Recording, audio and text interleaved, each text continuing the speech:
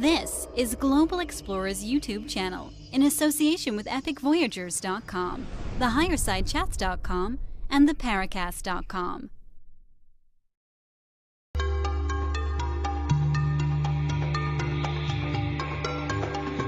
You've entered the Paracast with your hosts Gene Steinberg and David Biedney.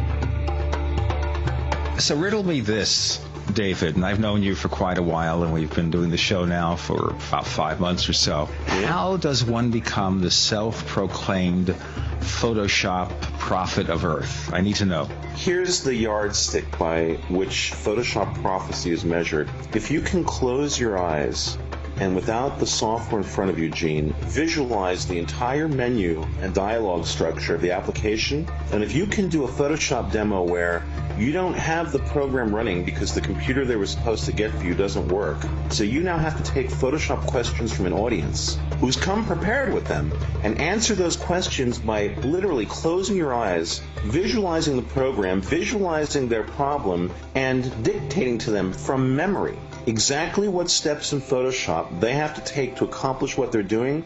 That, Gene, would make you the Photoshop prophet of the Earth, which, by the way, is indeed what I am, given that years ago I did exactly that, Gene. I literally did a Photoshop demo without Photoshop. There were people in the audience just gasping, not knowing how I was doing this. And I'll qualify this, Gene.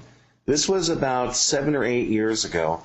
I don't know that I could do that with today's version of Photoshop. It's become so complex, and there are so many sub-menus in that thing and sub-dialogues. I don't know that I could do that anymore, but I certainly could do it back in the days of Photoshop 5. Okay, how did you get this title, though? I gave it to myself, man. Like anybody can read on the thread, I literally inserted it as some humor in a response to someone who was far less than humorous. So it's self-proclaimed. Okay. Speaking of far less than humorous, the Paracast's message boards have been all over the internet in recent weeks. Yeah. And this is not something we plan on. You know, you don't plan on flame wars. They just happen. Okay, flame wars where just people start yelling at each other in print online. Yeah. It just happens. This just happened. And maybe, David, for those who are new to the show, you could explain exactly where it began.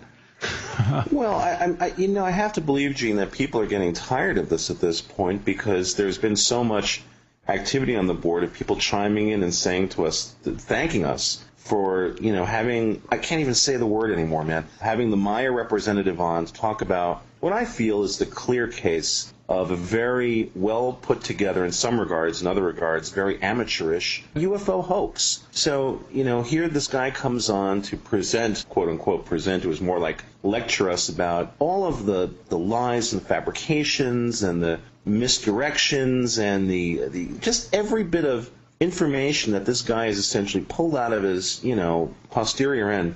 Well, I don't want to say ass, but I said it, ass. Oh, we're not listening, folks. We're not using the A word here. Of course, if George Bush could use the S word, I guess we could use the A word and get away with it. If you're just tuning in, you're in the Paracast with Gene Steinberg and David Biedney, and we are doing a Monday morning quarterback review of a flame war at the Paracast.com website. Well, the bottom line, and this is really what ended up happening, was that I was able, clearly and objectively speaking, to demonstrate that a specific image of the images being presented as genuine UFO photographs was faked, was fabricated, without any question.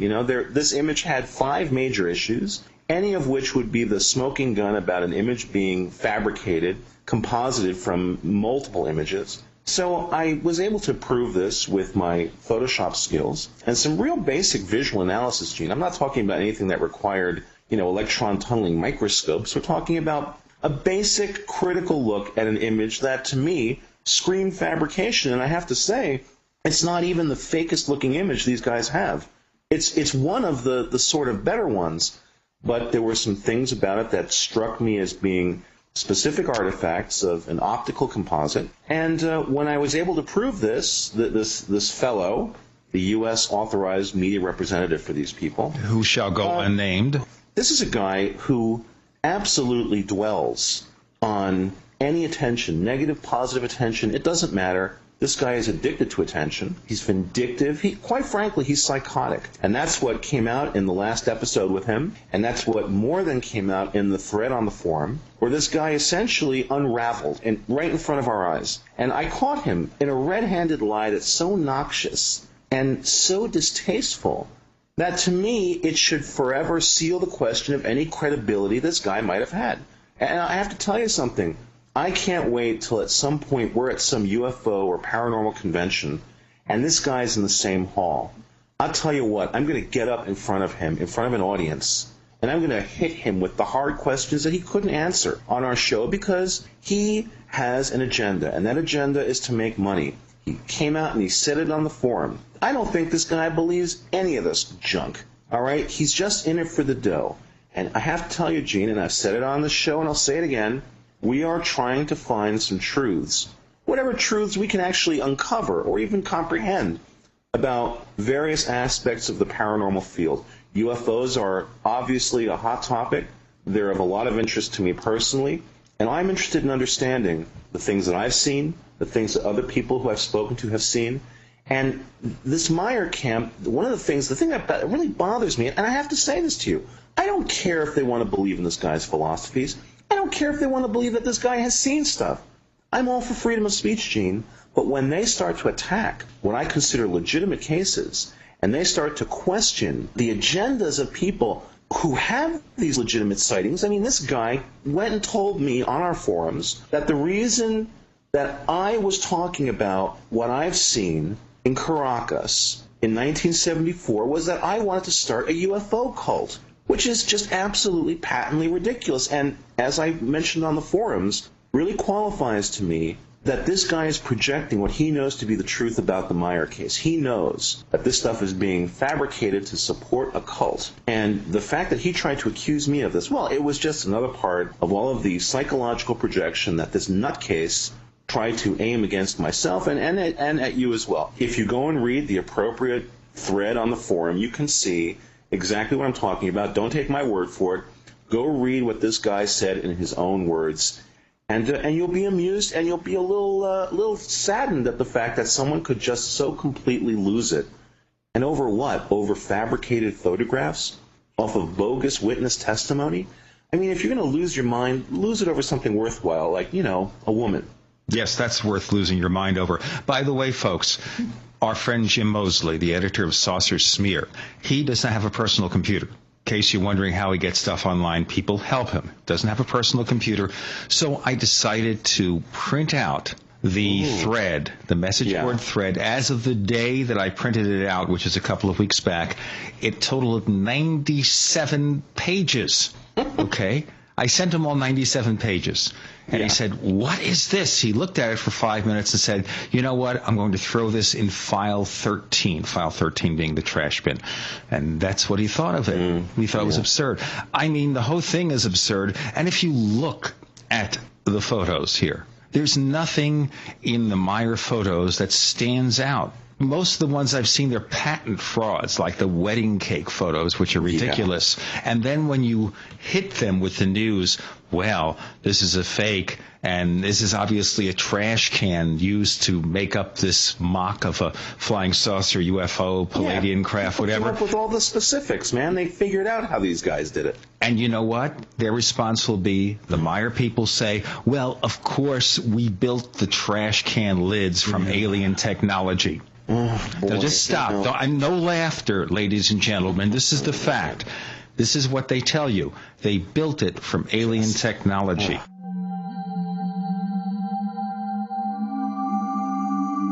You've entered another dimension.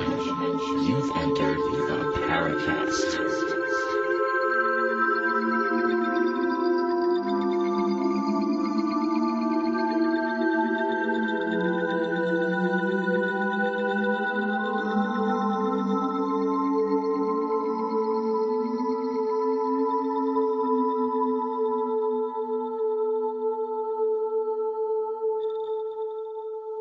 I'll I'll tell you something that isn't built from alien technology, though. The Paracast. You're in the Paracast with Gene Steinberg and David Biedney, and we're doing our Monday, Tuesday, Wednesday quarterbacking session of a flame war. And later on in the show, we're going to talk to Dr. Stephen Greer. He is a real MD, not one of these fake MDs, a real live MD from the Disclosure Project. And we're going to talk to him about what he calls the smoking gun of UFO reality. And we're not going to throw him out in 10 minutes. This is going to be an interview that will last 70, 80, 90 minutes. We're going to give him plenty of time to express his viewpoint. No deconstruction there.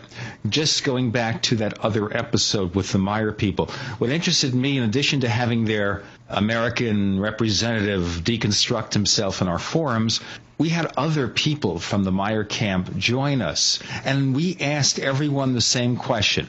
Look at David's analysis of the photos. We even posted David's Photoshop files on the forum, okay? If you go to theparacast.com, click on the forum links, you can take a look at them. There's several hundred messages to go through, so it might take a while. And the photos are such a way that if you click on them once, you see the full-size thing. In fact, in one case, it's so large it opens up a second window on your computer, Mac or PC, because it's so big. And David explains exactly what he did. Do you know that nobody, not a single person in the Meyer camp, had any specific comment to make about that, except for one where the unmentionable person says something about double or triple exposure, which, of course, we've made very clear in the forums and on last week's show, for example. He doesn't understand what a double exposure means. Plus, Meyer used a camera that was specifically designed not to do double exposures unless you go through a song and a dance. So how would the one-armed man do it accidentally? Well, I think we know what happened. The guy had help in fabricating images. Now, something that I need to mention is that because of this whole experience, I've connected with a fellow by the name of Jeff Ritzmann, who on a very popular online discussion forum, ATS, Above Top Secret, one of the most important, probably, conspiracy discussion forums on the Internet. Earlier this year, Jeff Ritzmann had battle with this guy, we don't want to mention his name, the one with the unmentionable name. Like George Bush has the S word, let's say the M word. The M word, okay. Yeah. With Mr. M word. Yeah, that guy. Right. So Ritzmann basically stepped up to the challenge that this guy put forward, which he put forward to us, which was, if you think this is a fabricated image, then it's up to you to replicate the fabrication exactly, and that will then prove your point, which, of course, from a logical point of view is absolute nonsense. All that would really mean is that if we fabricated the exact same image that Meyer had fabricated, that we were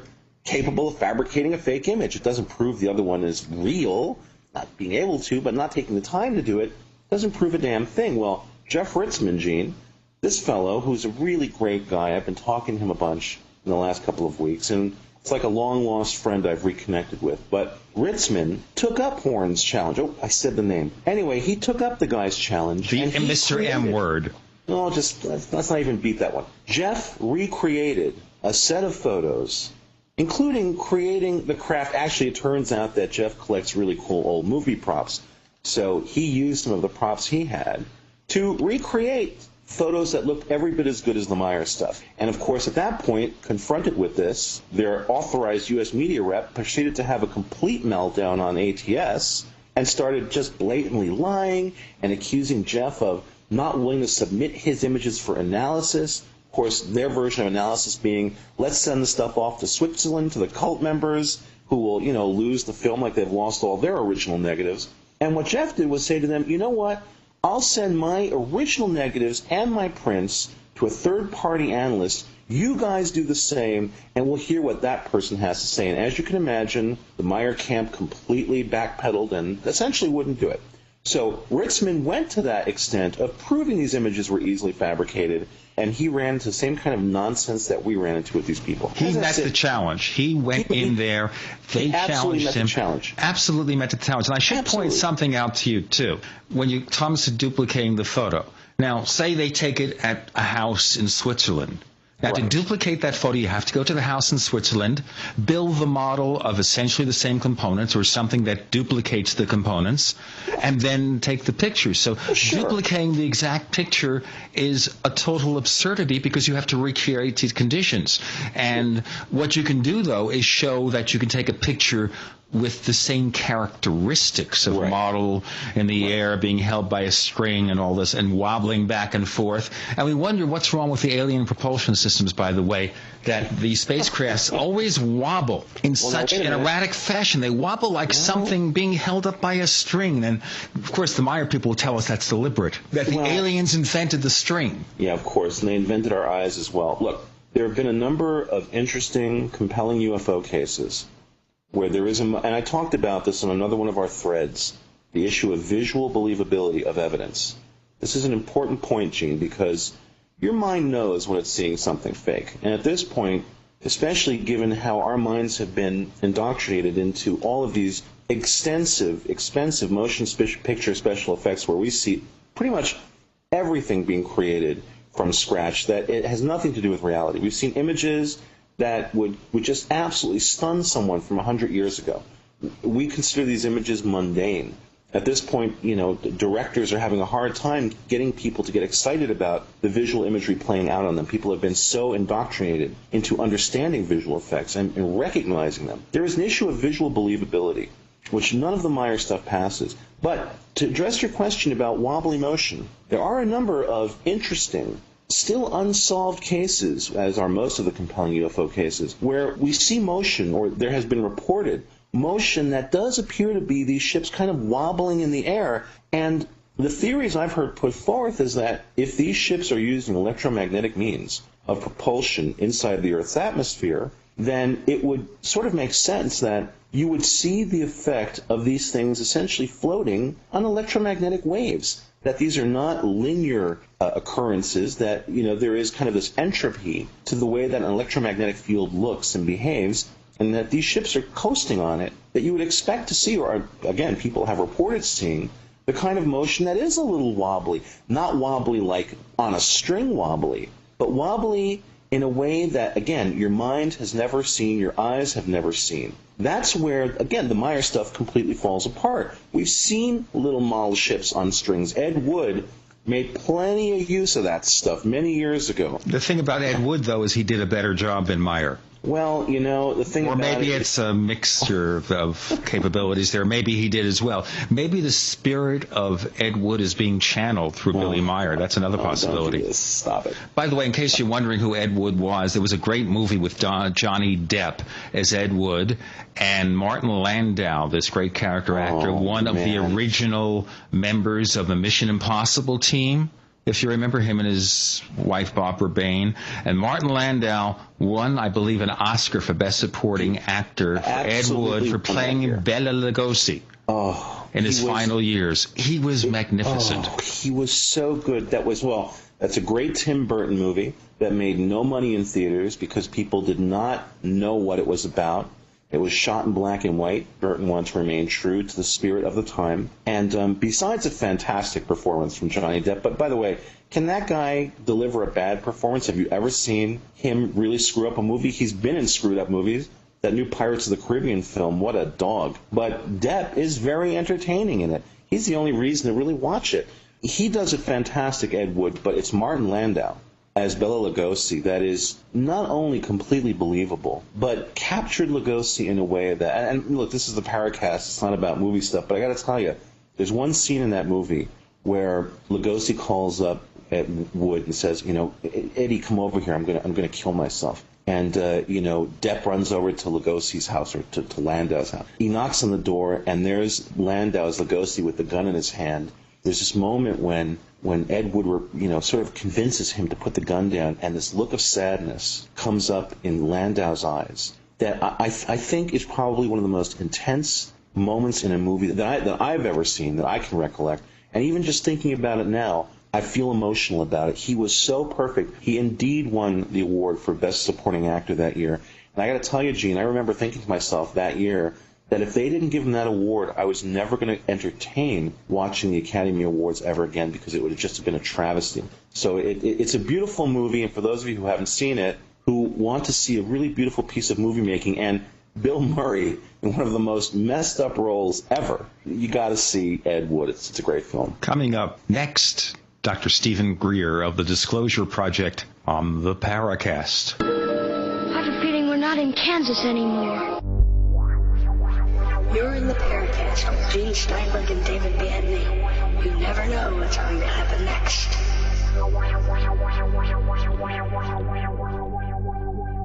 This is Tim Beckley, Mr. UFO, reporting for ConspiracyJournal.com.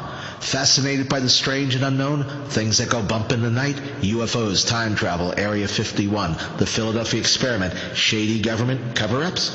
Don't be left out in the lunar cold. Sign up now for our weekly online newsletter and receive our snail mail catalogs. Go to ConspiracyJournal.com or email Tim Beckley at MrUFO@webtv.net. It's all out of this world.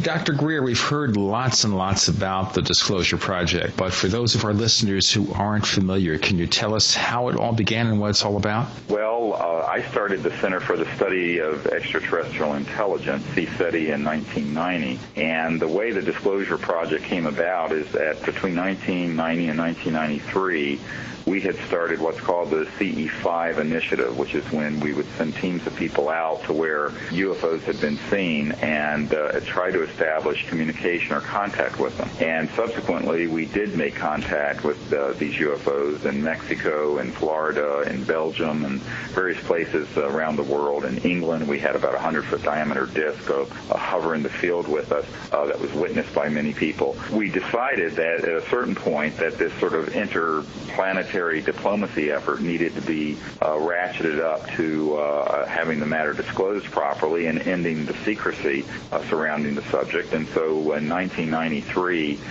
we had a gathering actually here in Virginia, where not far from where I live now, with some people connected to the executive branch and to the Pentagon and what have you, to discuss, how can we do this? And we started a project at that time to identify what you might call whistleblowers or top secret military and intelligence and a few corporate witnesses who had actually been present during government-related UFO events, radar trackings, jets being scrambled, projects where these objects had been studied or had been shot down and then studied.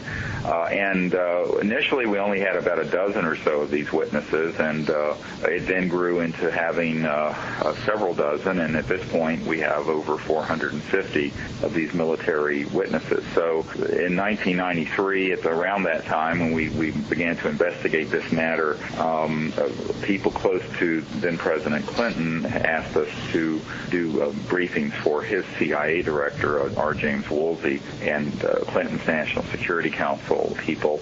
And so we put together briefing materials for them and worked very diligently trying to encourage the Clinton administration to move towards an executive order to disclose this subject. Of course, after I had met with the CIA director, and by the way, all this is described in the new book we just put out called Hidden Truth, Forbidden Knowledge, that people can get at disclosureproject.org. What happened is that a good friend of the president's came to our home and said, well, the president and his staff are very interested in this and are very supportive of this subject coming out, but they're afraid that if they do what you're advising, he'll end up like Jack Kennedy. And I burst out laughing, actually, thinking the man was joking at that time. And this was early 94, because we had briefed the CIA director, Clinton CIA director, Woolsey, in December of 1993. And but it turns out this very close friend of the president said, no, we're not kidding, and that the people keeping the secret are very ruthless, and we really don't think the president is going to be able to do anything about it without taking enormous risks. So at that point, we moved it into the Congress, and I began to meet with members of the Senate Intelligence Committee and Appropriations Committee and House National Security Committee and others, and Burton, who is the head of the House Government Reform and Oversight Committee, very interested and actually came to the briefing hearings we did in 1997 for Congress. But there, too, these people were all very interested in the subject, but they didn't want to do anything. And so what we found was that between 1993 and the year 2000, that there was enormous interest, and that we were able to do a lot of education on the subject to people who, frankly, are highly placed people in government and the military who are out of the loop of the group running the secrecy. But when you ask them to actually do anything that requires any kind of leadership or courage, they sort of run with their tail between their legs, which is not too atypical for Washington. So we, to be quite blunt. Well, that's typical for Washington. We've seen that happen for a long, long time. Sure. I mean, it's courage, as John McCain would say, is the indispensable virtue that is sorely lacking in our society. So then in 2001, of course, we said, well, look, we're just going to go ahead and do this ourselves. So we went and videotaped and created a transcript of the first 110 of these top secret military and intelligence witnesses who at that point were willing to come forward unilaterally without the cover of a congressional subpoena. So those came forward, and we had a very large event at the National Press Club in Washington, D.C. that was covered on the world's media briefly until, of course, the intelligence community called up the media and said, take this down, which is exactly what happened. I can tell you about how that was actually covered up subsequently.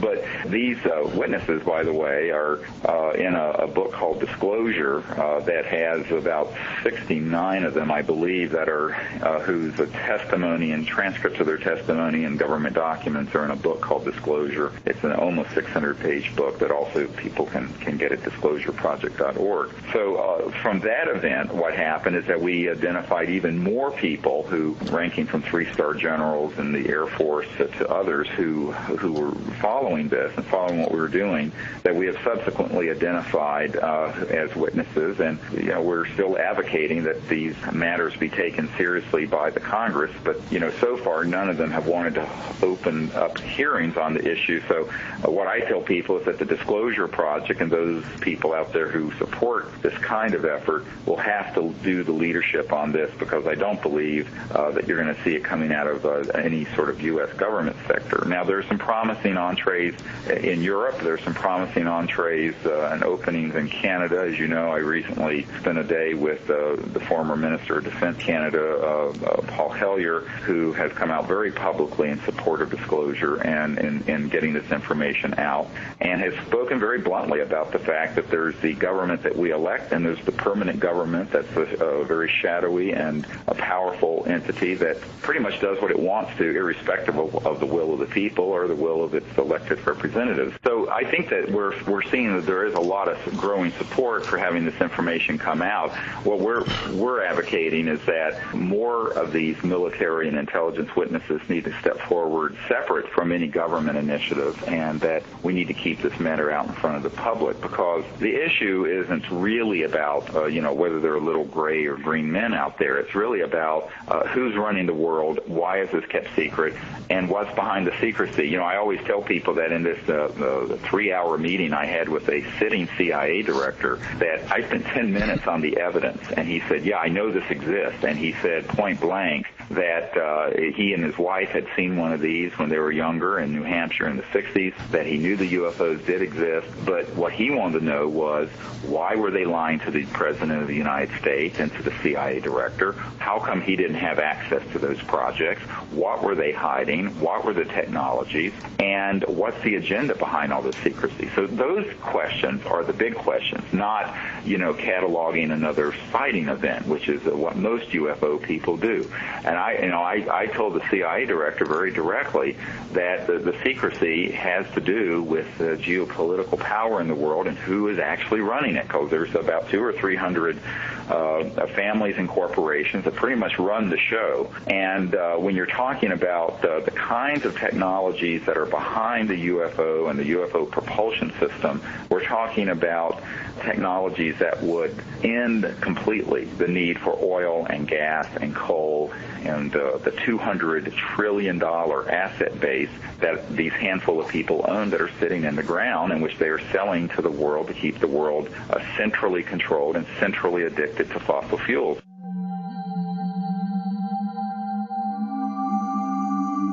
You've entered another dimension. You've entered the Paracast.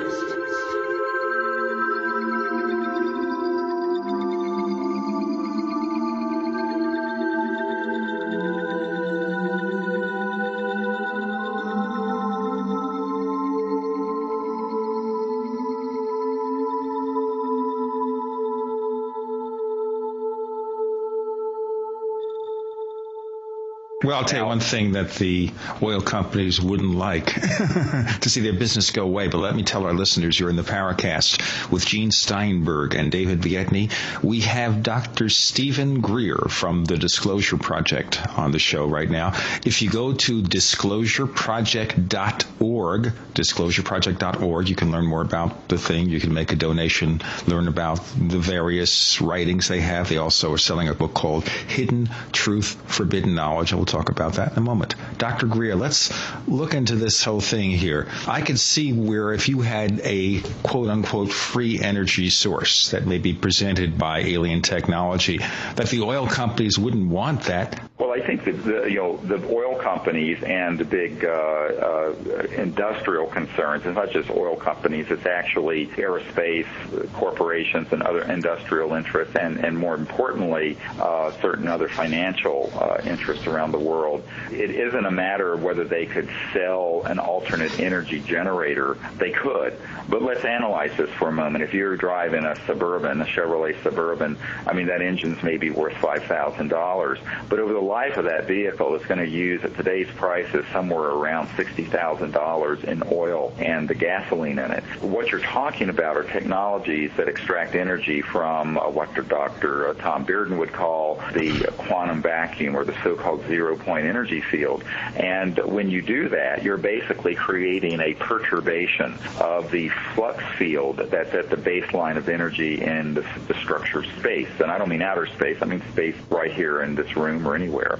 And it's been calculated that about every cubic centimeter of space has enough energy to run the Earth for a day. Well, what that does is it cuts off the need for a supply line of a centralized financial empire and fossil fuel supply line for electricity, for coal, for natural gas, and for oil, for gasoline and diesel. That is, of course, a huge part of the power structure in the world today. It's also, the flip side of it, a big part of the problem in the world today. I mean, we're decamped in the Middle East not because we like the sands of Saudi Arabia, because that's where we get most of our oil. And we're having both polar ice caps are melting and global warming. And the longer picture view of this is that you've got about 80% of the world's population living in a substandard manner in poverty, because if everyone lived like you and I do in air conditioning and vehicles and what have you, 6 billion people live like we do here in America and Western Europe,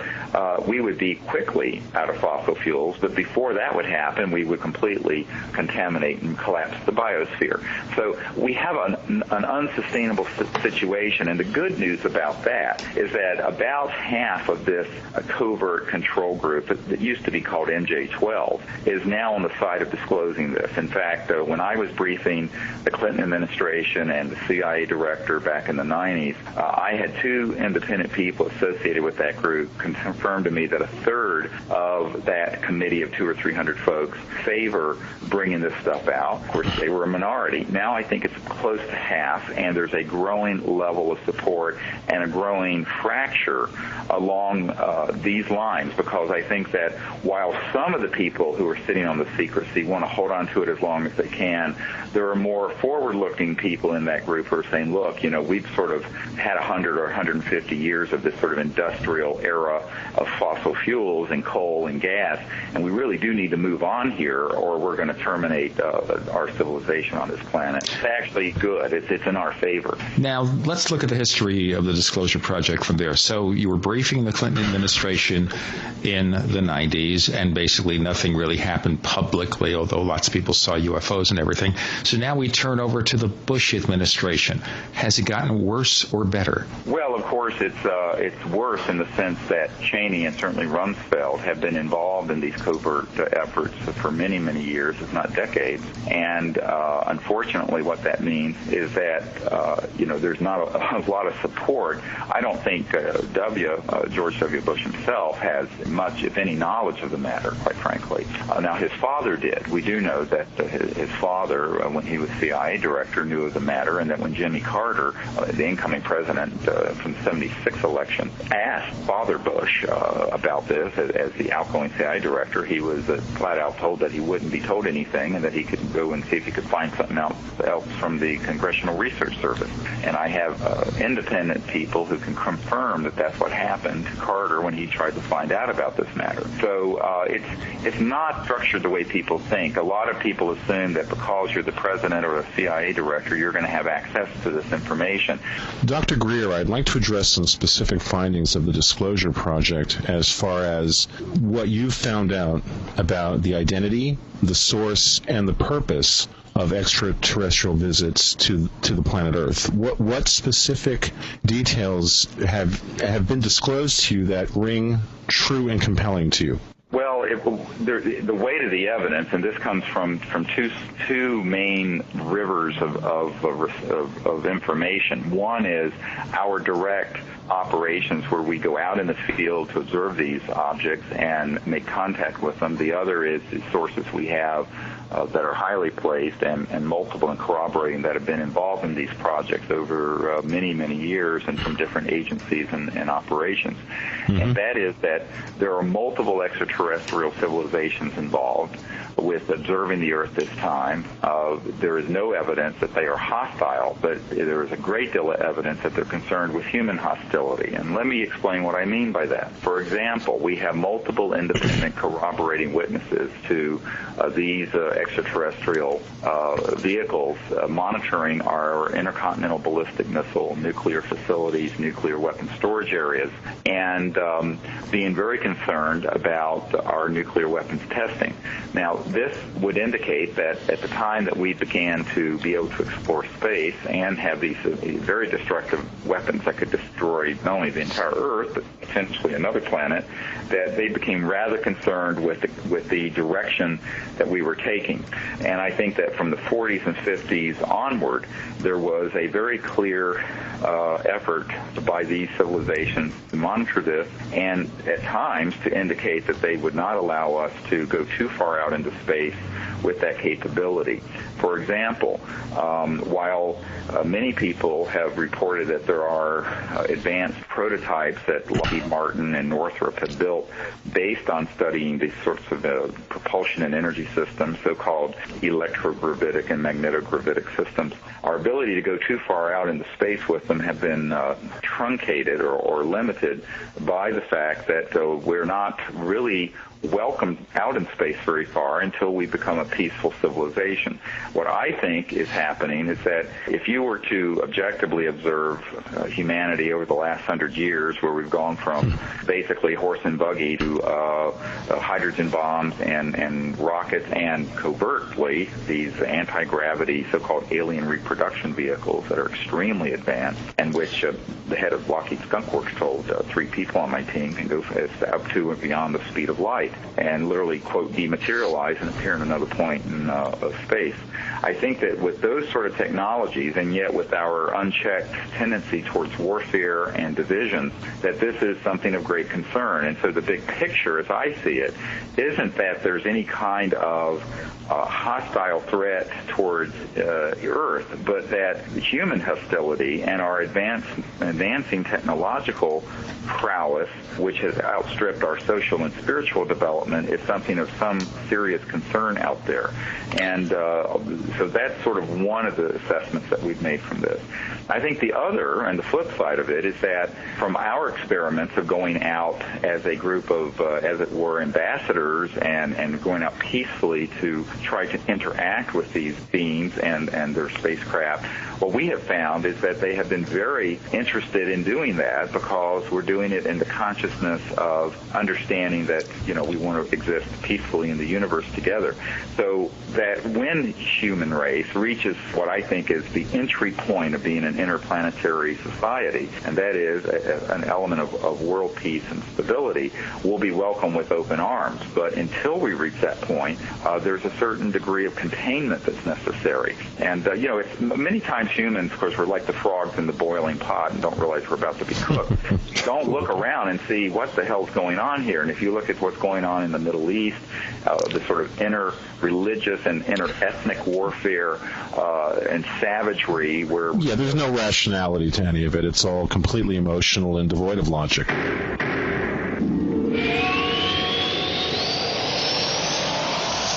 Fate magazine provides true reports of the strange and unknown.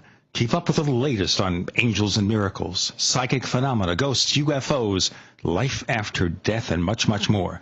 To receive your free issue of Fate magazine, call now at 1-800-728-2730 or visit their website at www.fatemag.com. That's 1-800-728-2730 or www.fatemag.com. What are you waiting for? Your fate awaits. You're in the Paracast with Gene Steinberg and David Biedney. You never know what's going to happen next. Before you continue with the answer, let me tell everybody, you're in the Paracast with Gene Steinberg and David Biedney. We're talking today to Dr. Stephen Greer of the Disclosure Project. If you go to disclosureproject.org, you'll learn more information. Also check out his new book, Hidden Truth, Forbidden Knowledge, and we'll talk about that in a moment. David? Dr. Greer, based on what you've just said, how do these bits of information interact or intersect with the many reports of abductions and genetic manipulation and experimentation? That would almost suggest to me that if these visitations have been occurring for some amount of time, that there is some sort of an agenda that's not completely benevolent. What are your thoughts about that? Well, I think there's a lot of disinformation in this arena. For example, I have a document from a institute that does a lot of work for these shadowy programs that talks about the stagecraft used by humans to simulate contact with, quote, aliens under these sort of scenarios. For example, there's a great deal of work that was done by Martin Cannon and others in the 80s and that our group has discovered, where many of the things that are the most frightening and seem to be the most xenophobic accounts of contact with these UFOs are actually completely stagecraft by shadowy paramilitary type operations that have as an agenda disinforming the public, scaring the public, and laying the foundation for conflict in space.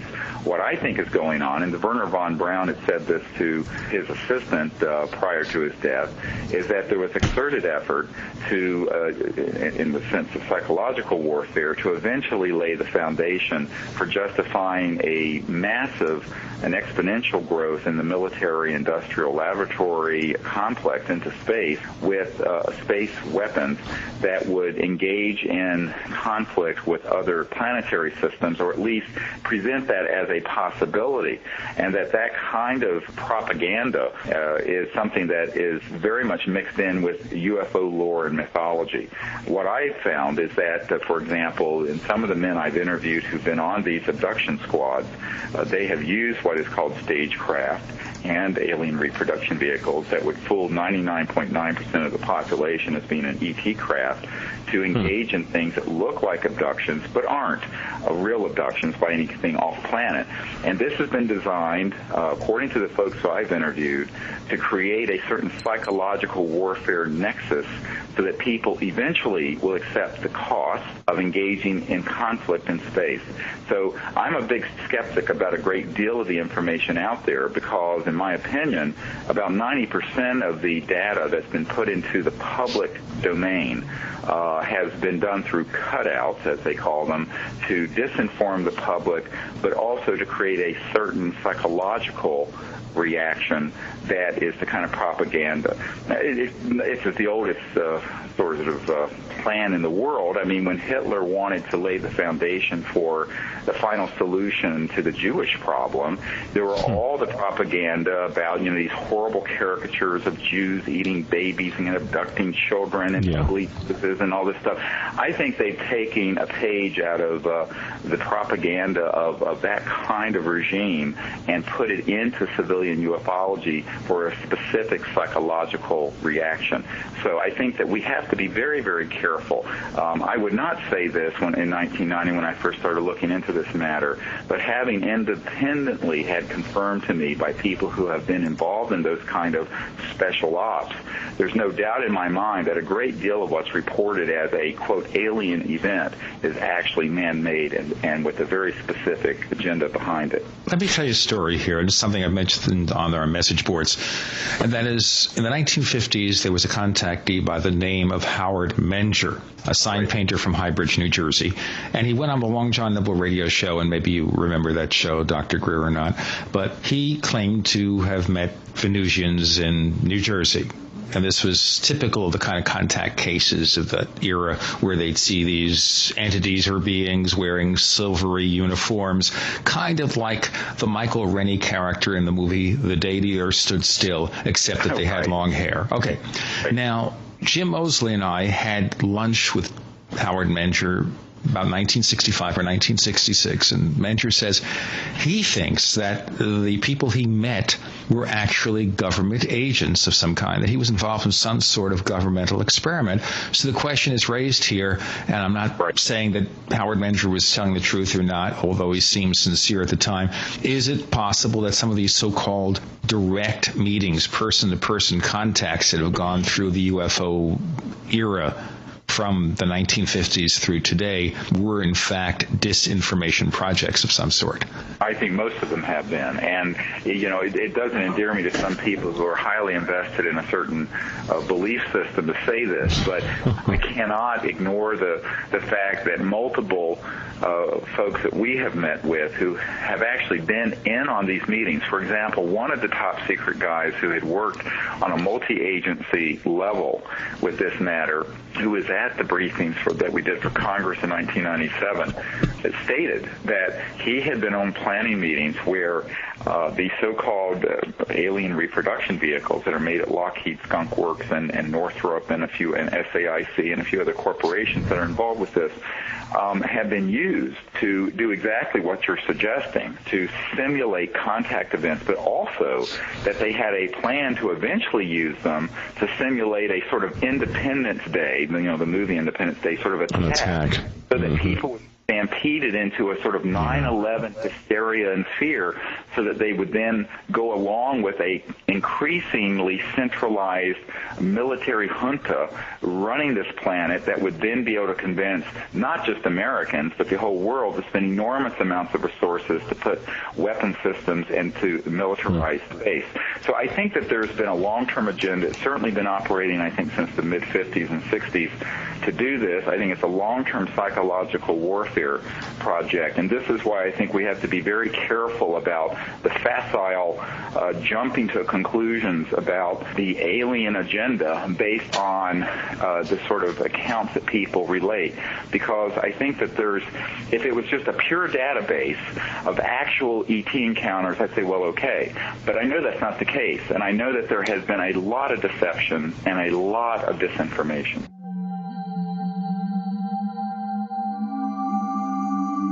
You've entered another dimension. You've entered the Paracast.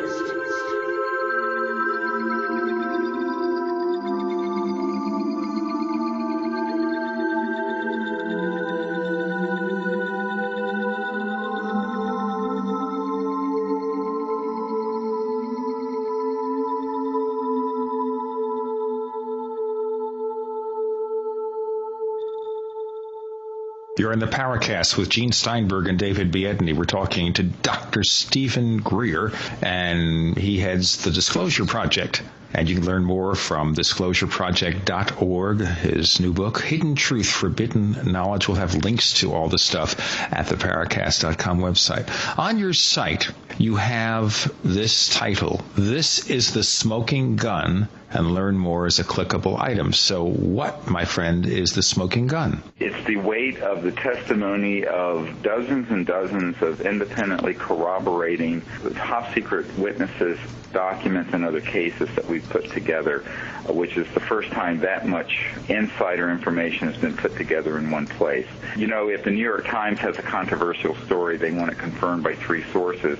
We have, at this point, several hundred independent sources confirming the reality of the subject, and yet what you see in the major media is this whole matter being completely redlined or ridiculed. Completely ignored. Of course, that's by design as well, because the big mainstream media, as it's called, is an utterly controlled asset of this group. And I have proven that by getting information to top producers at ABC News and others, only to see them systematically ordered to sanitize that data and the smoking gun radar tracings that we have from the FAA and the documents and the testimony of these decorated top-secret military and intelligence people from their broadcast. And this has happened at all the major networks and big media. And this is a very great concern for anyone who is concerned about freedom and democracy and the alleged free press of the United States. It is, in fact, not a free press, and it's highly corruptible and has been very corrupted over the years by these interests. As a corollary to this, back in the 1950s and 1960s, there was a UFO organization called NICAP that for a number of years was headed by Major Donald Kehoe, retired major in the Marine Corps, something I knew very casually, and I have a few stories to tell about that. But anyway, during the era when Major Kehoe was head of NICAP, they were pushing, they said, for congressional hearings in the subject. And anytime Congress even discussed it, it was something that was done in rather a half-hearted fashion. But one significant thing about NICAP was the fact that a former member of the CIA, former head of the CIA, Admiral Hillenkoetter, who I believe was also supposedly on the MJ-12 panel, he was a member of the board of directors of NICAP.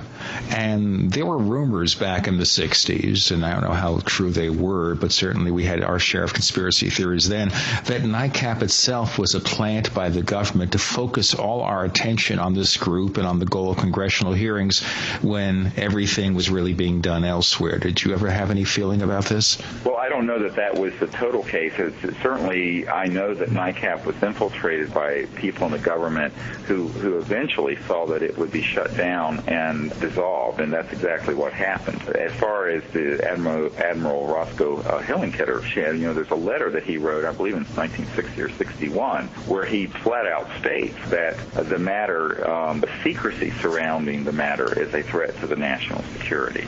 I think there have been people all along who have known about the subject at a very highly classified level who have been appalled at what happened in the 1950s. And what I mean is the deliberate hijacking of the subject into a privatized, transnational, unaccountable, and largely a corporate world, and away from the proper oversight of the President of the United States at that time, Eisenhower, who was stabbed in the back, and subsequently Jack Kennedy and others.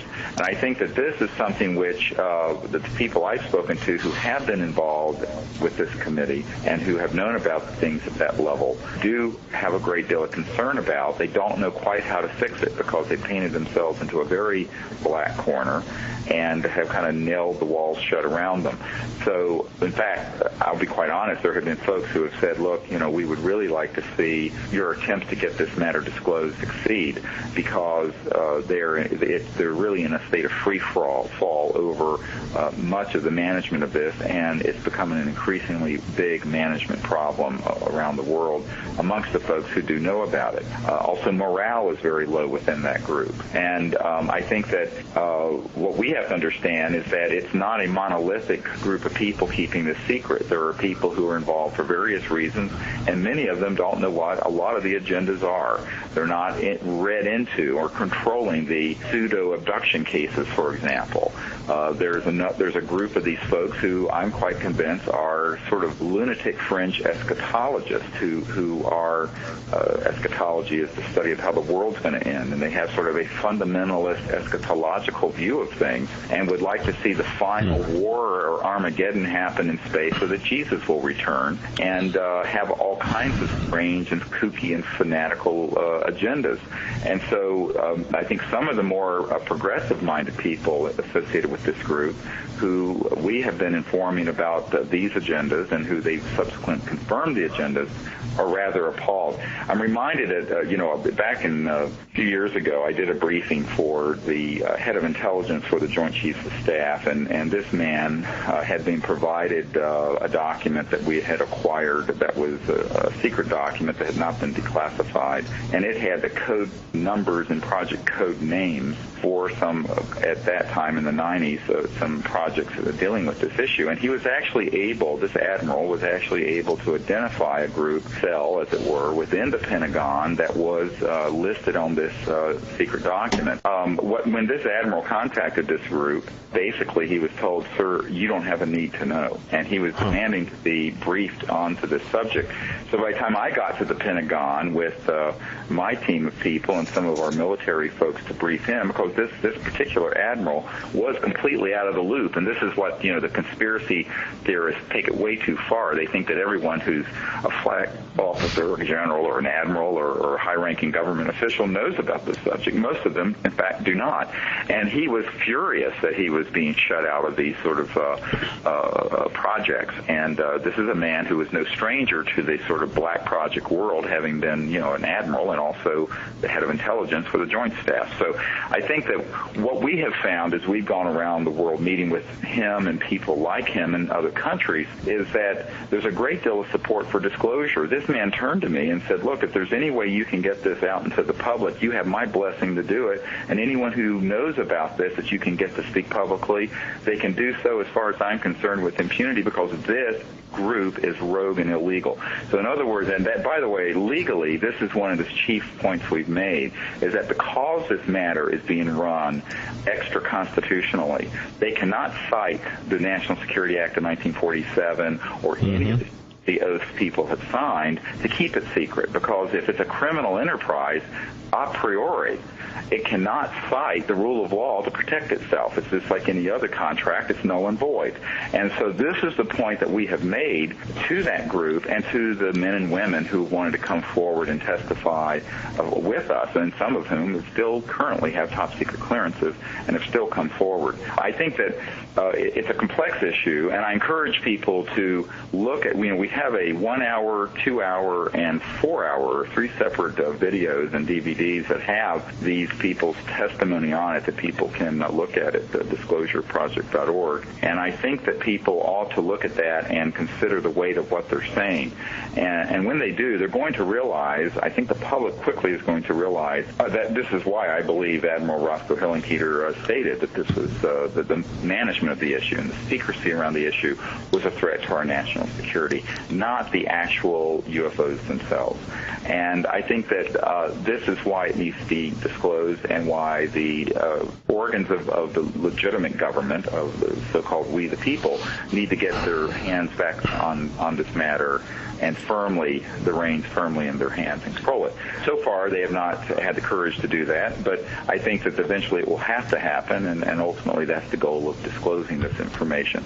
I mean, in the meanwhile, I think that we, the citizens, have a right to put this information out there, discuss it, and also I'm heading up a team of scientists who are working on building some prototypes of energy systems that would demonstrate the type of energy that can run the planet free of fossil fuels. And a lot of people think that that's a diversion from this issue when they really don't understand that that's one of the chief reasons for the secrecy. And eventually we need to just take the bull by the horns here and bring these sort of things out directly. And so we're heading up a group right now of some very brilliant scientists that I'm working with to design energy and propulsion technologies that will be a replacement for oil and gas and coal, and also will prove the science and the propulsion capabilities behind what people call UFOs.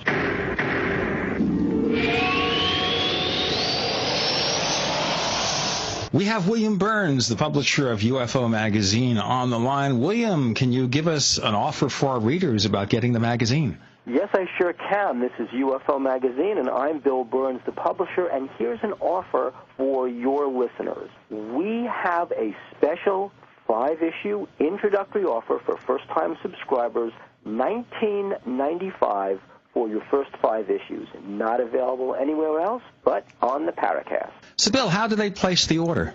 People can place orders by going to www.ufomag.com.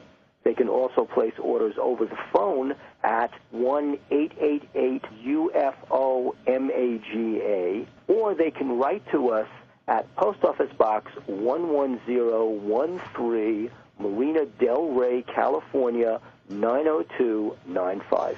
Bill, give us that contact information again. It is UFO Magazine, Post Office Box 11013, Marina Del Rey, California, 90295. Or they can go directly to www.ufomag.com, and they can also call 1-888-UFO-MAGA, and they can subscribe it right over the phone with a credit card. You're in the Paracast with Gene Steinberg and David Biedney. You never know what's going to happen next.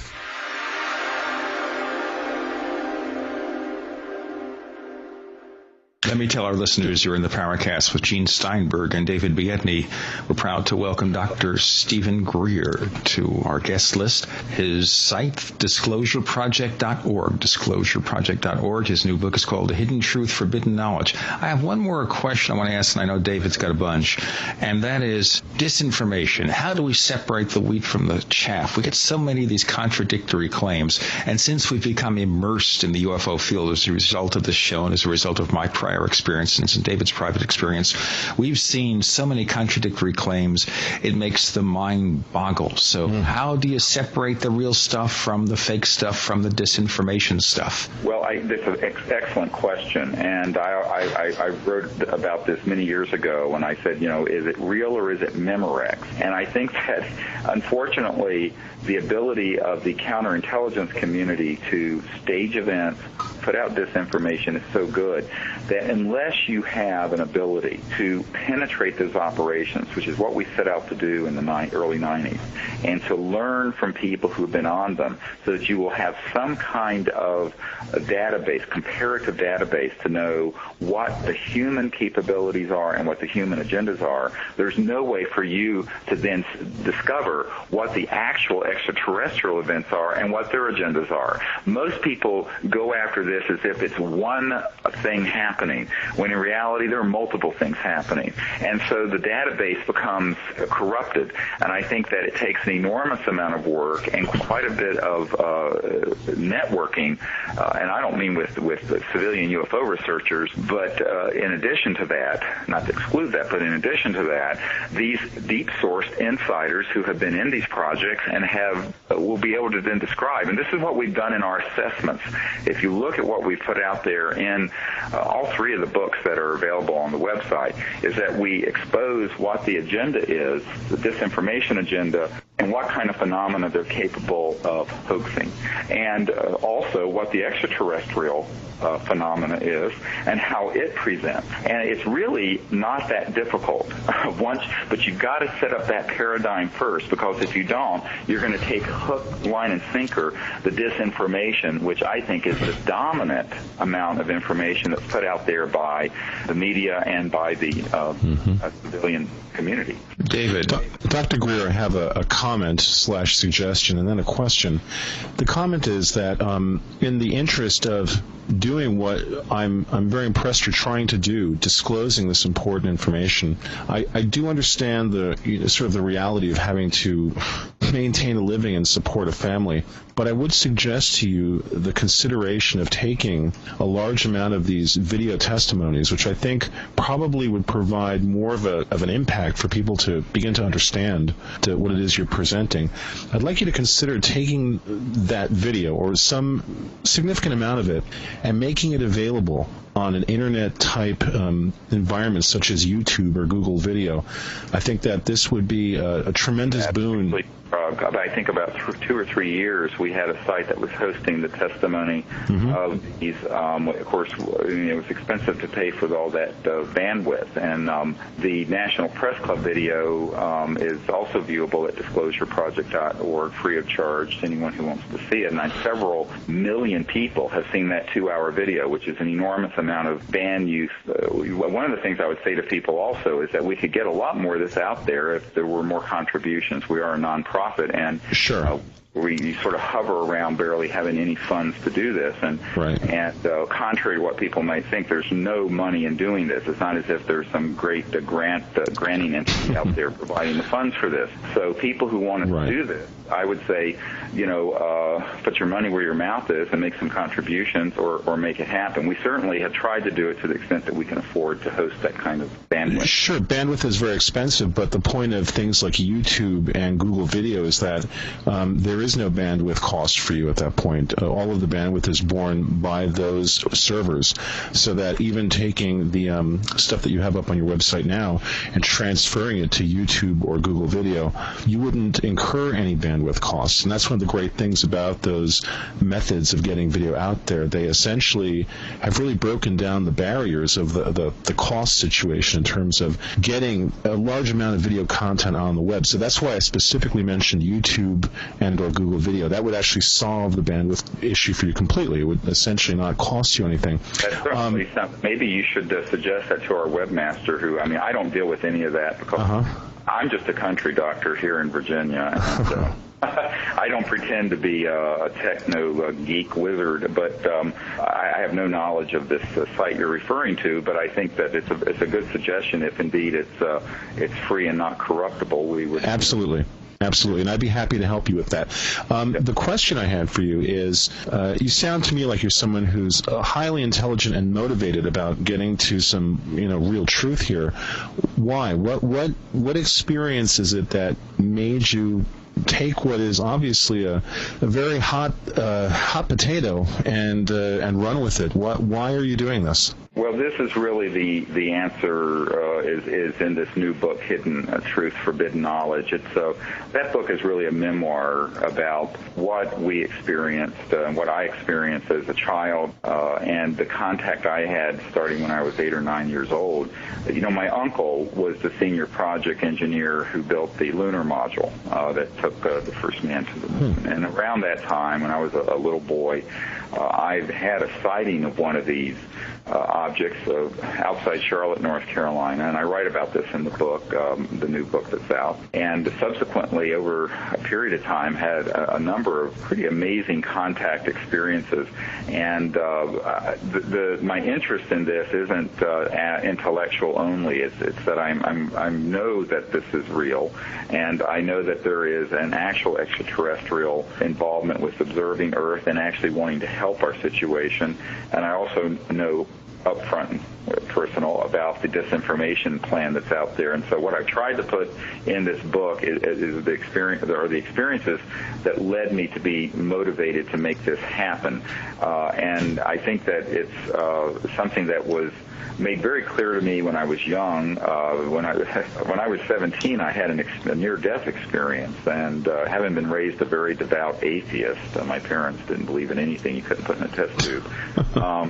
This was quite a transformation, and I began to experience, if you will, this sort of universal aspect of consciousness or mind that I think is the central nexus through which interplanetary species are communicating through using very advanced electronics. And so after that experience, after this near-death experience, which was quite beautiful and transformative, and I write about it in this book, I had an experience with an ET craft, and it involved mainly the secrets around consciousness and the consciousness interfacing with technology and with communication systems. And, as I began to experiment with that, what we found is that, in fact, the big sciences that are going to happen over the next 1,000 or 10,000 or 100,000 years are all going to be centered in resonant fields that go beyond the speed of light and cross over into the world of thought and consciousness. And I began to experiment with that as a 17, 18-year-old boy, and had some astonishing contact experiences with ETs and with ET craft at close range. And it was something that was quite eye-opening to me, having been raised in this very orthodox, scientific, reductionist, intellectual family. And I think that one of the things that I've learned from all of that is that most of what there is to know scientifically is never discussed. And although I'm heartened when, for example, during this meeting with the CIA director, his wife came, and Dr. Sue Woolsey was the National Academy of Sciences Chief Operating Officer. And one of the few questions she asked in this 3-hour meeting was, she looked at me right in the eye, she said, how are they communicating across interstellar distances? And I gulped, and I thought, God, do I tell her a lie or do I tell her the truth?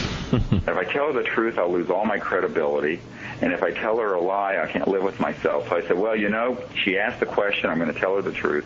So, and I recount this story in this book, Hidden Truth, Forbidden Knowledge. And I said, look, Dr. Woolsey, they're not using electromagnetic signals that travel at the speed of light.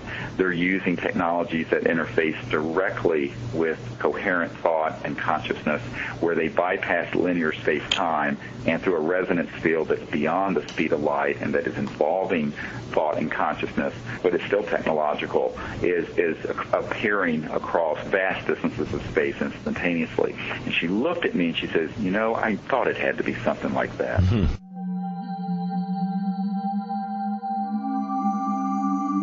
You've entered another dimension. You've entered the Paracast.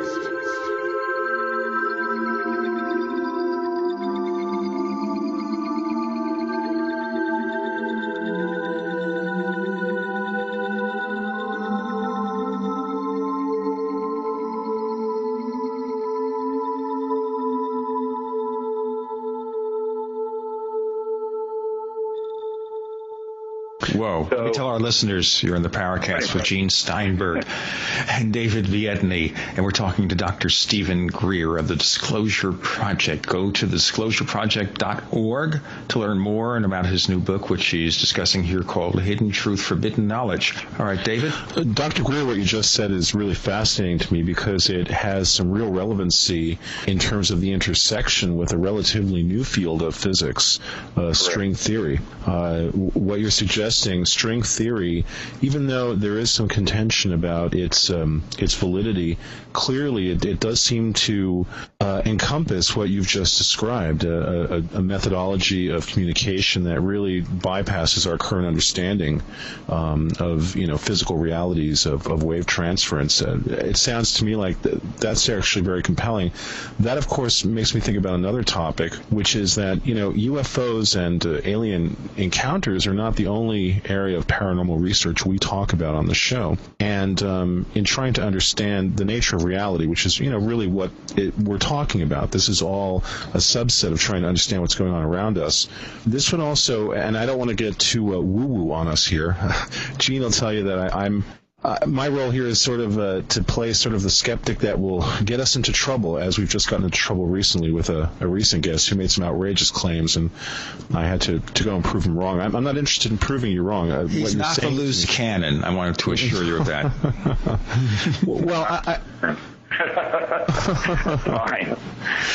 Well, I'm just curious about if there are technologies that would allow communication in ways that transcend what we currently understand about the physical nature of the dimensions of our universe we understand. Does that suggest that, in essence, there would be the possibility, much as Nikola Tesla believed, that there would be technologies that could even transcend what we consider to be the realm of life versus death? I mean, again, this is sort of an outrageous question, but based on what I think it's completely true. I mean, one of the if you read this new book that's come out, I encourage you to read it, and maybe we'll have another interview after you've read it.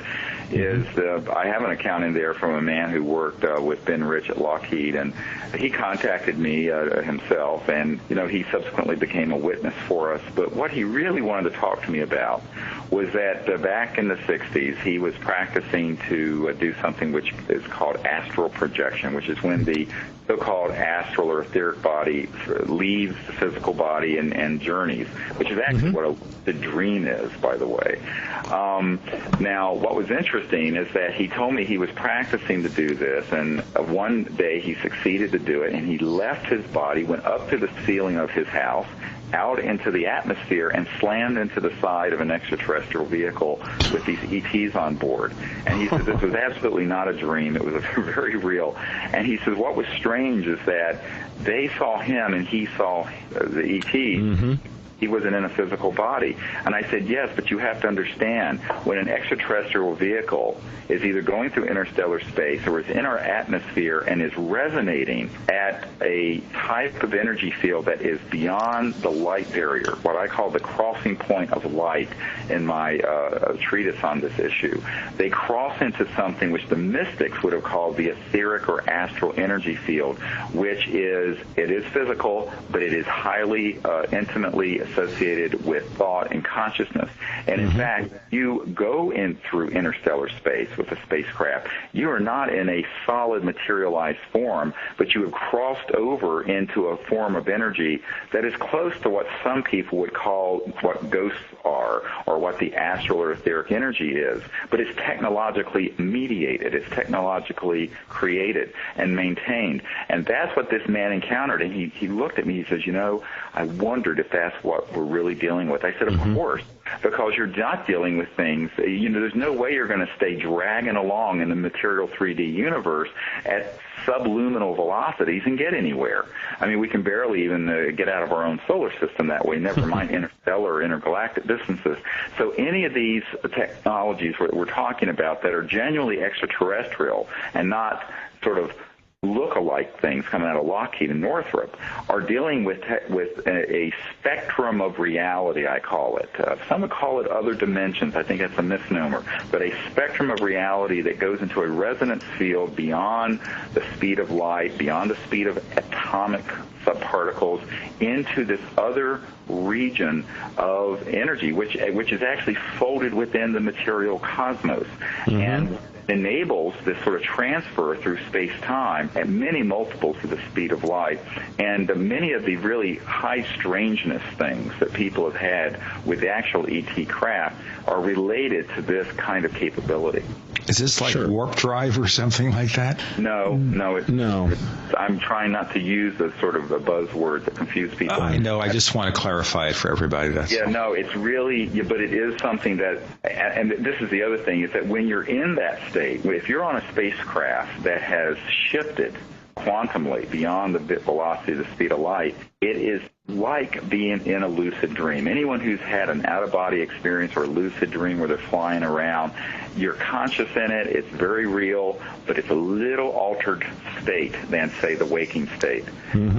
That's what we're dealing with here. And I think but we're dealing with it on a level where it is technologically maintained and reproducible. And this is something that it gets into a bit of an arcane discussion, I know, but I think that's why it's very important to investigate this subject and also related sciences, because I think that the what's being shown to us through this entire extraterrestrial phenomenon is really a glimpse into some elegant sciences and I think the future of science on this planet.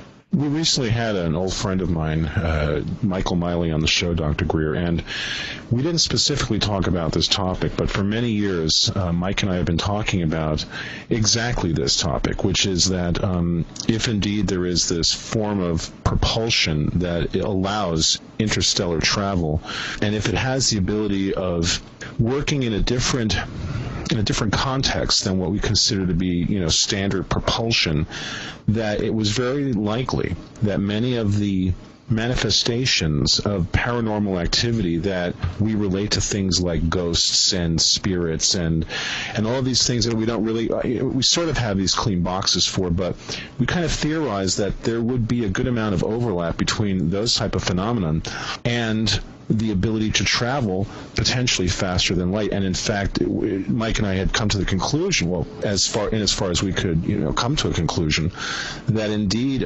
if these beings were traveling in this realm, that this would give them access to what we would call the afterlife, the continuum. And what you're saying sort of it verifies this for me. Again, there's no way to really prove this at this point with our technological limitations, but intuitively, this makes sense to me.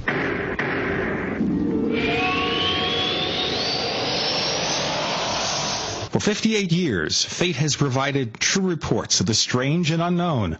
Fate brings you the latest in all aspects of the paranormal, like angels and miracles, psychic phenomena, ghosts, UFOs, and much, much more.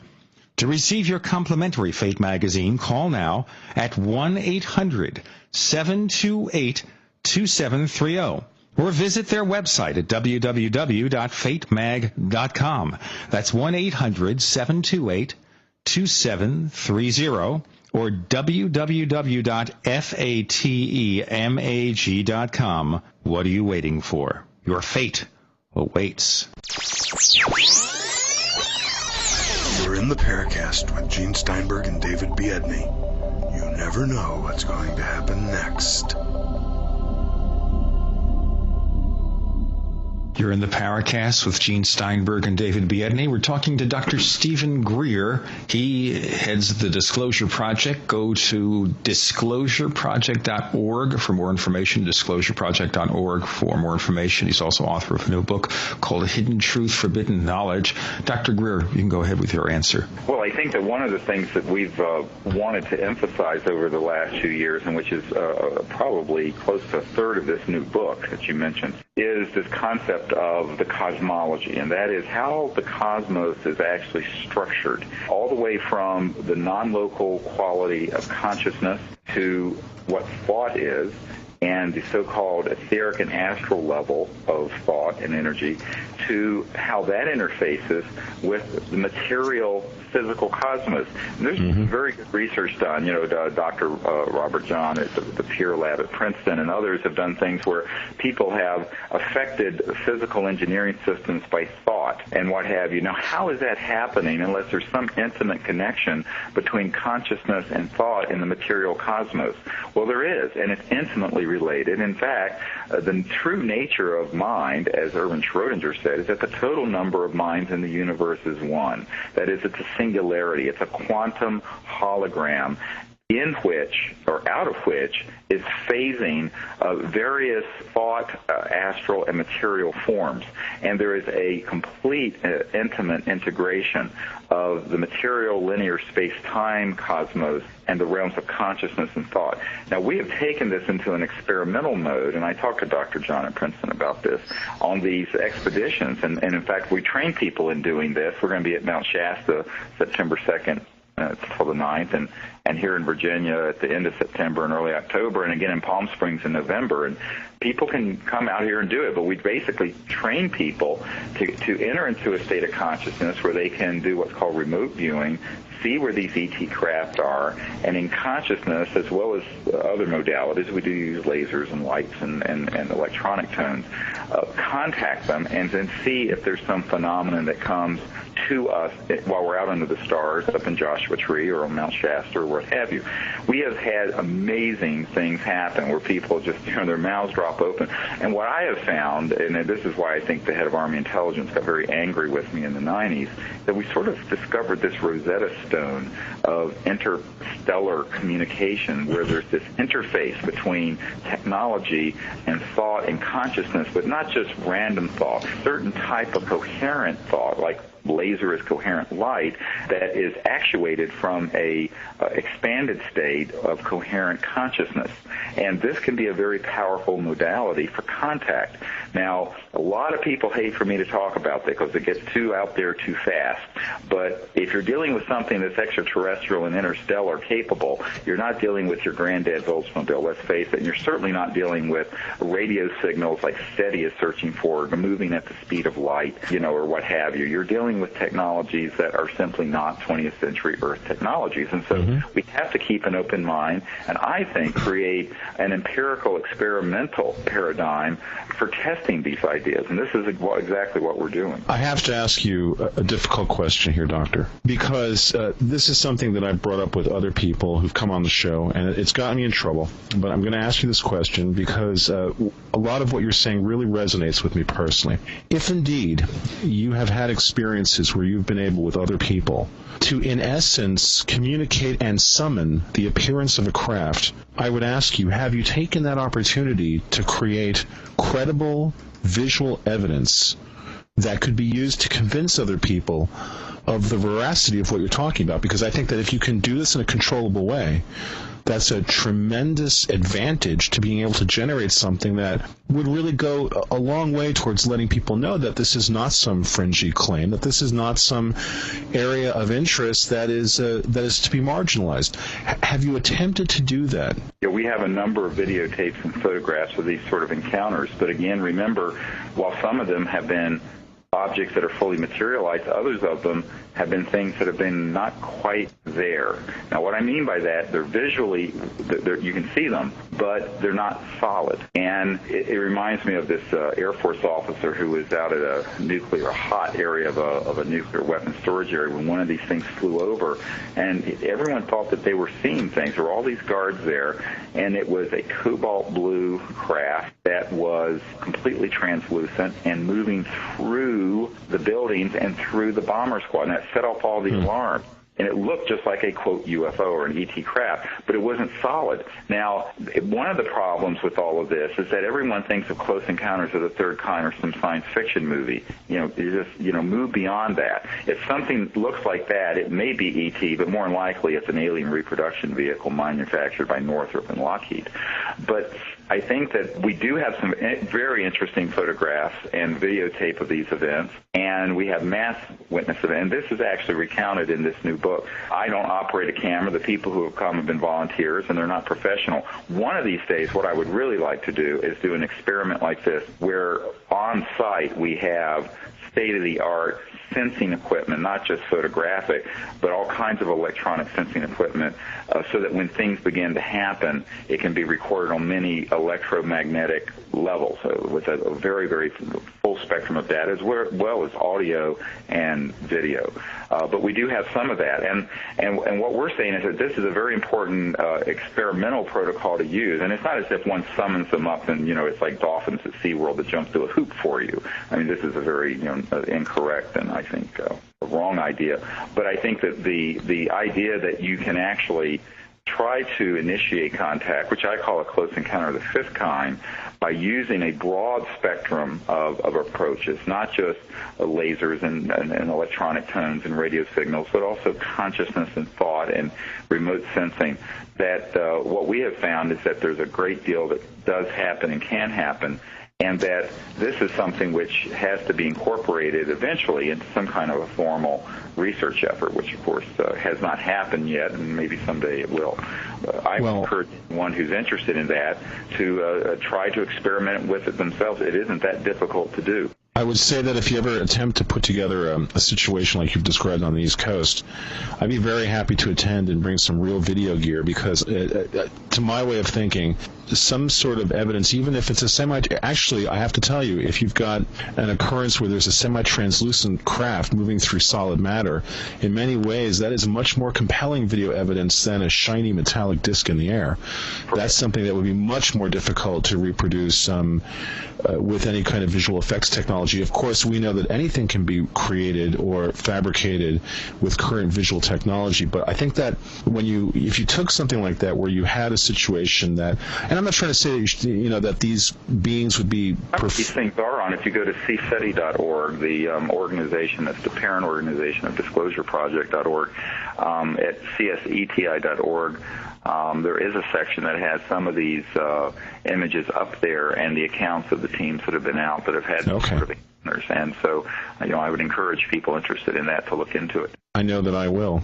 I think that, part of the problem right now is that people are very visually sophisticated. They're used to going to movies and seeing all sorts of fabrications and recreations of things that never actually existed. I think if you were to combine the validity of a large amount of witness testimony that was, really solid, combine that with all of the background information you're giving us and some very credible video and audio evidence, I think you'd be a very far part of the way to making an incredibly compelling and very convincing argument that this is indeed a reality that you've uncovered and that people should be paying attention to it. So I think it's something that you should definitely strive for. And I have to say, I'm going to reemphasize this, any video materials that you have, and I'm happy to speak to your webmaster, all of that stuff should go up on YouTube and Google Video immediately, just because people need to see it.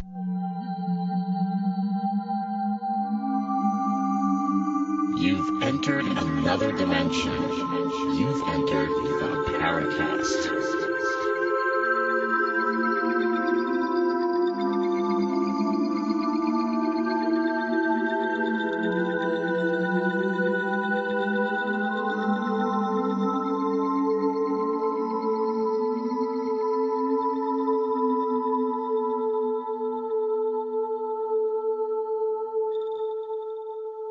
On the Paracast, we're talking to Dr. Stephen Greer. We have time just a few more minutes with him. Dr. Greer heads the Disclosure Project, and he's also author of a new book called Hidden Truth, Forbidden Knowledge, and we have a link to both over at the Paracast.com website. Dr. Greer, and as we kind of wind down here, I have a couple of questions, one or two, and maybe David has a final question or so. One is, from here with the Disclosure Project, where do you go? Because obviously you've seen the governmental brick wall that occurs when you try to get some traction on this. So where do you go next? Well, what we're working on right now, and I think this is really key, is building liaisons to other governments around the world to support disclosure, such as what's happening in Canada and which is also happening in other governments in Europe that we have some very good contacts with. And I think the other is that people have to take responsibility for this. I think that we never view this, not at the beginning of the project and not today, that this is something that is going to be thrown into the hands of the government, and they're going to deal with it. It's going to happen because enough people take an interest, there's enough solid evidence that happens, there's enough networking through the internet and other media shows that the word gets out. And I have to point out that millions and millions of people have seen these sort of testimonies and evidence, and people who are very skeptical said, boy, either I've hypnotized all these guys to take up the story, or there's something really going on out there. And we're talking aerospace engineers at Purdue and people like that. So my view of it is that this is something that the people have to take responsibility for, and that's what I'm encouraging them to do. The second is that the big thrust that we're working on, in addition to that, are these energy and propulsion systems that will prove that this kind of technology is possible. And we've had some fairly significant breakthroughs in the last 6 months with people who are quite sophisticated in that area and who have worked General Motors and in other places with these sort of technologies, and who are willing now to come together as a civilian group outside of the government corporate complex and put them out there. Because if you can build something that proves anti-gravity or electrogravitic technologies, or so-called zero-point quantum vacuum energy, so-called free energy, or other advanced types of energy systems, aside from the enormous benefits to society and to the environment, it would also bring with it an opening to this whole new area of resonance field sciences, where you're dealing with a whole new physics that while maybe discussed in string theory or spin theory or what have you, doesn't have a whole lot of information out there in terms of an applied science. And I think that's what needs to happen. And it only has to happen to benefit the world and humanity and the Earth's burden with the current environmental situation. But I think it needs to happen in terms of even proving the science behind the potential for these sort of UFO-related objects. Let me ask you, with all the stuff that's going on in the Middle East kind of sidetracking the governments, do you think this might be a time to kind of get a breakthrough here? Because we've been talking about this for so many years. Now, the modern UFO era beginning in 1947, we're in 2006 when this program is being recorded. Right. Do you think that there is a way now to make it happen as opposed to what's happened before, where every time you think you're getting close, the door shuts? Well, we're certainly working on it, and I think that the trend line is in the favor of disclosure. It is a huge undertaking because of the vested interests we talked about earlier in the show, wanting to keep this secret. If it was just about disclosing the fact that there's life in outer space and we've been visited, I think that would have been done by now. I think even though there would be certain reactionary religious sects, a small percentage of the population that would have a fit. I'm referring now to the lunatic fringe sort of crowd. But in reality, most people already accept the fact, if you look at the studies, that there is likely intelligent life out there, and depending on the poll, upwards of half the population think that there's something to the UFOs and that something's being hidden from us. But I think that the real issue has to do with the power dynamics in the world, and I think that what's happening in the Middle East, the overplaying of our hand in this certain mess that we call the Iraq War, the dependence that we have on fossil fuels as oil prices climbed to $75 a barrel, and they're probably headed towards 100. I think that all this is favorable to more and more of the people involved in this issue allowing disclosure to happen and facilitating it with us. And I can't say more than that. There is very strong outreach happening right now from certain quarters, not in the United States, but in other countries along the lines. So I'm cautiously optimistic. I think ultimately, though, we need to take this matter up into our own hands as a people and do the disclosure and bring out the technologies ourselves. I would not want to sit back passively and just expect it for this to happen by itself. Well, I would submit to you, Dr. Greer, that the money powers that really are interested in one thing, maintaining money and power, at some point, ultimately, they are business people. And if they see that there is a positive cost analysis in sort of letting go of the old methodologies and the old architectures of the way that they've structured their power, and they look at this potential limitless power as a way to create new products, as a way to create new opportunities for economic growth, I think that they'll break out of the old pattern and they'll leave the oil in the ground so we don't continue to pull out of the earth what appears to be its lubrication system, which at some point that's got to cave in on us figuratively and literally. Maybe they'll see the viability of moving to these new power systems, and at that point they will let this, what would hopefully be a natural progression into a more evolved state, maybe they will let it happen. We can only be hopeful, because otherwise it's too hard to get frustrated and depressed over this. Right, exactly. And this is why I think you just have to keep working to get this done and moving. I've said for years that while a lot of our work is directed towards informing the general public, a great deal of it has been in working with these power elites. And a lot of people criticize me for that. But I said, look, these are men and a few women who put their pants on one leg at a time. Not all of them are eschatological religious kooks who want to see the end of the world happen. and they can be educated on this. They can be persuaded. And as the obvious problems with global warming and Mideast turmoil and dependency and economic instability become more and more acute, there are more and more of those people coming over to our side of this issue. So I think that, one has to remain cautiously optimistic and keep moving that forward. And this is why we continue to do not only the public advocacy, but also the meetings that we continue to have with folks inside these circles to educate them on another way of resolving this problem rather than just letting the whole ship of state crash, which I think, unfortunately, there's a certain amount of hopelessness even within this group about how to resolve these complex problems. It's a rather overwhelming thing to think about. If you think too much, you end up straining every neuron going through this stuff. And I think it is a big issue. But I think we will make progress, and we have made enormous progress in the past few years, and I think we're going to continue to see that. It's inevitable that disclosure on this matter will happen. I think it's inevitable that these new technologies will be applied. The only question is how much damage to humanity has to happen, how much damage to the biosphere and Earth has to happen before we get it. And it's not a matter of if, it's when. For those who are wondering more about the things that you do at the Disclosure Project, maybe we could spend this final moment or two telling our listeners where to get in touch with the Disclosure Project, to you if they have more information, and maybe to acquire some of your books. Sure. The best way is disclosureproject.org. It's all one word, disclosureproject.org. And for the training programs we have for the ET contact programs, it's cseti.org. And the other thing that people can do is help us network this matter to their friends and families and tell people about the websites and tell people to get educated. We have found that once people actually look at the data that's out there and the evidence that's been assembled, that it becomes rather difficult for people to deny that there's something very important going on. Mm-hmm. So it's really about networking and educating each other. Well, I appreciate this experience of networking with you, Dr. Greer, Dr. Stephen Greer of the Disclosure Project.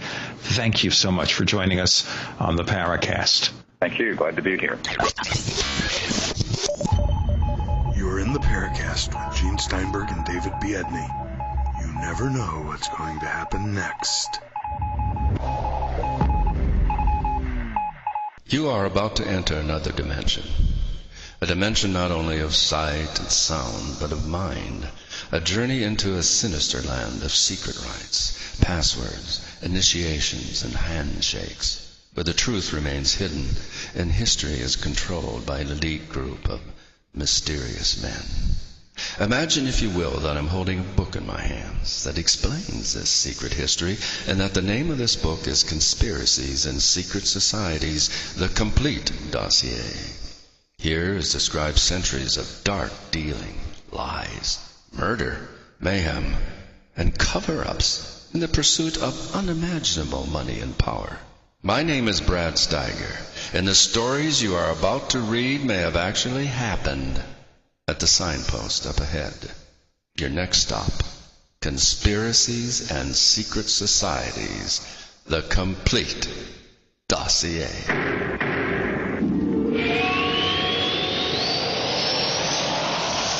So, my friend, what do you think? Actually, I have a lot of question marks. I was very taken by what Dr. Greer had to tell us. I mean, there are many specific issues he brought up that heavily intersect my own thinking on this matter and some of the possible realities that surround this phenomenon. There were some things, though, I have to say, were a little on the edge of believability. I have a little bit of a hard time thinking that people can, in a reproducible fashion, summon UFOs psychically. I don't know that I necessarily believe that, Gene. I've heard that before, but again, it's something that I'm skeptical about, too. It's a little edgy because to me it calls into question the core issue of motivation. We started to talk about that with Dr. Greer, but that's one topic I'd like to talk about with him a lot more, which is with these beings, wherever they are from, what is their motivation for being here? This is, I think, perhaps the most perplexing and problematic aspect of discussing this topic,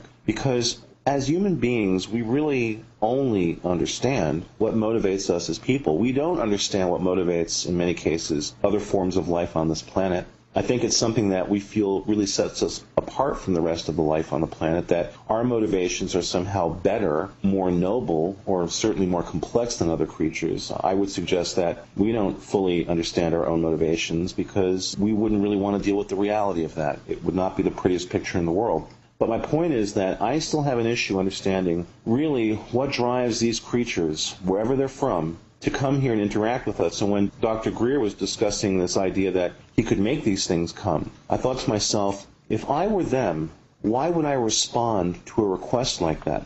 Why? I mean, this is where a lot of this, again, it just gets very complex here, and I don't know that we got those answers. I have to tell you something else. In doing some research on Dr. Greer, there are people out there who feel very strongly about him in a negative way. Now, I have to tell you, based on our conversation, I don't come away with that thought or feeling. I don't think that Dr. Greer, well, again, it's my opinion, and it's completely subject to being 100% wrong. I don't get the sense that this gentleman is doing this for reasons that are motivated by profit or money, okay? Let's just come right out with that. We've had other guests on that clearly have that as their primary motivation.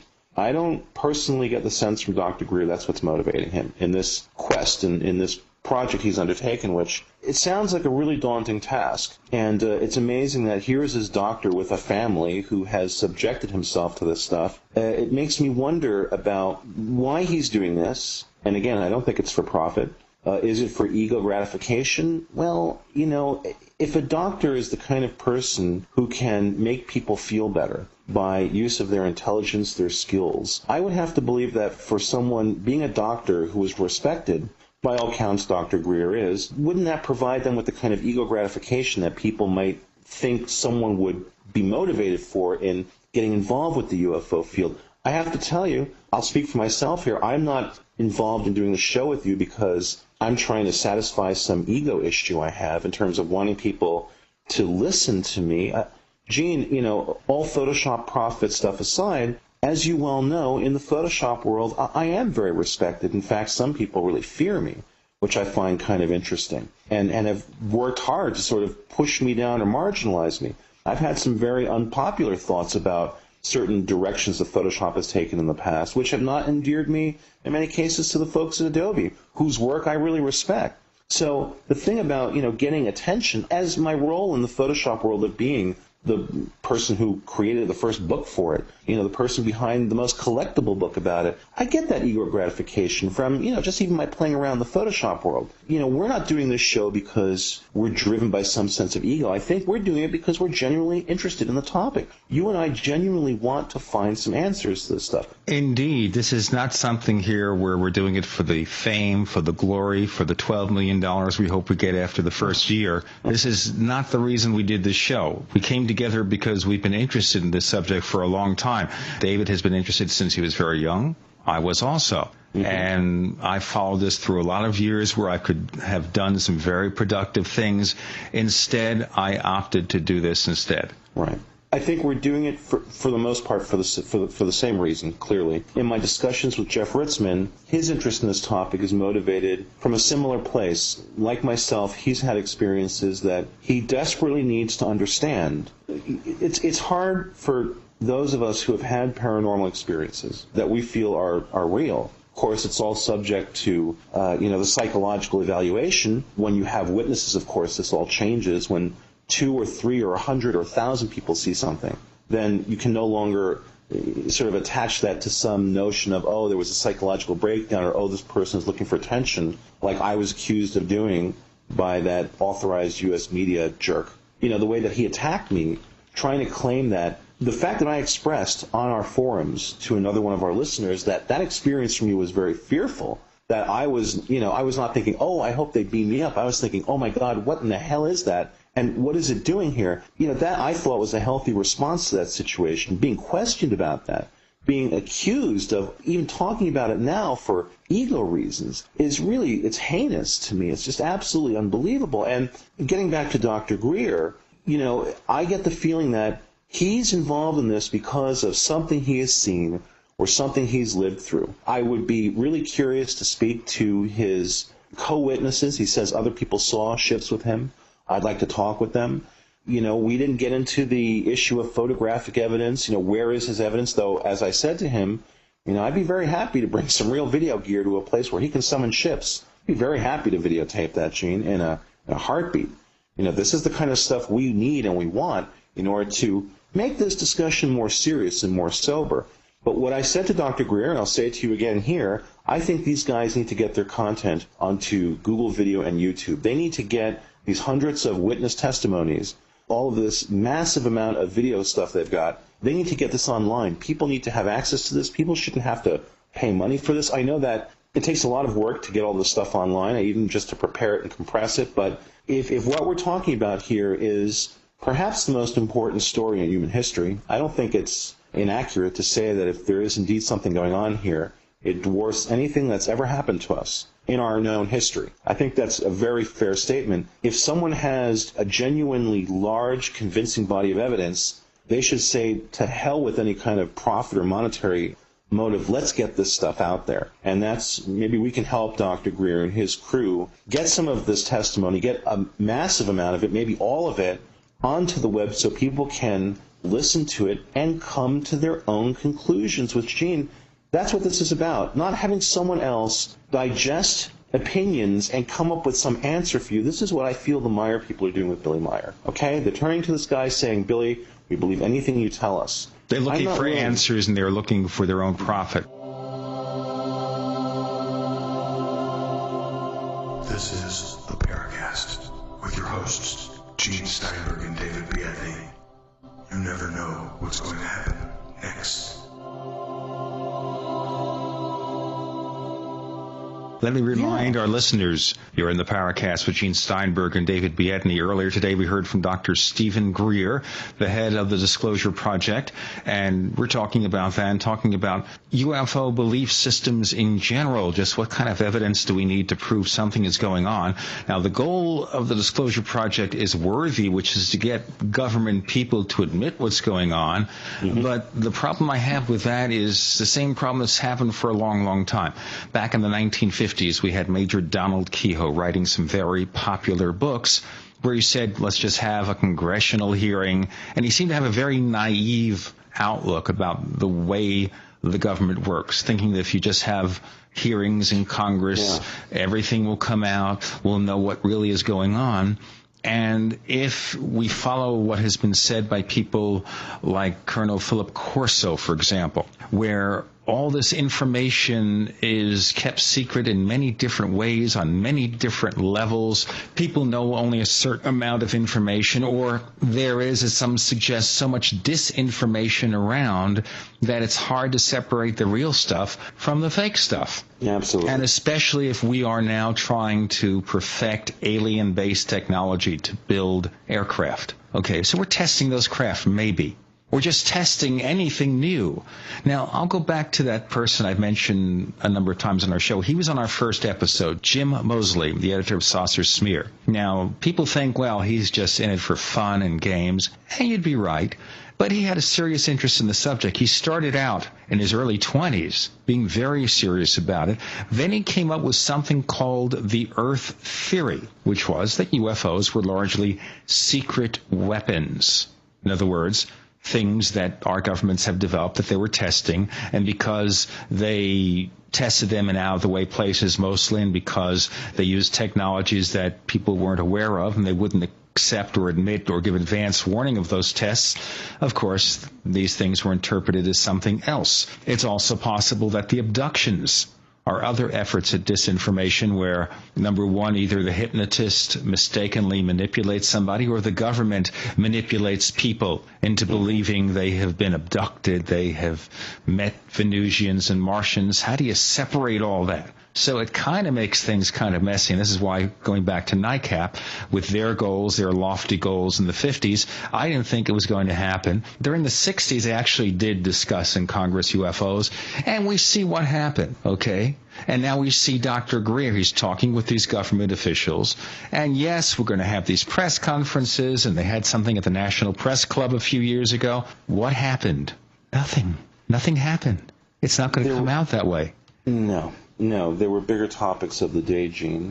What happened was that we've got a sort of a global meltdown going on a number of levels, and this stuff is just too fringy for most people who are concerned about their jobs, their mortgages, staying healthy, staying alive, keeping their kids alive, trying to keep us from seeing more of the horrors that we've seen in recent years. There's just too much other stuff going on for people, I think, in general, to pay any attention to a field of study, and I think there is a good amount of study going on here. There's a lot of junk going on as well. There are a bunch of charlatans at play, Gene.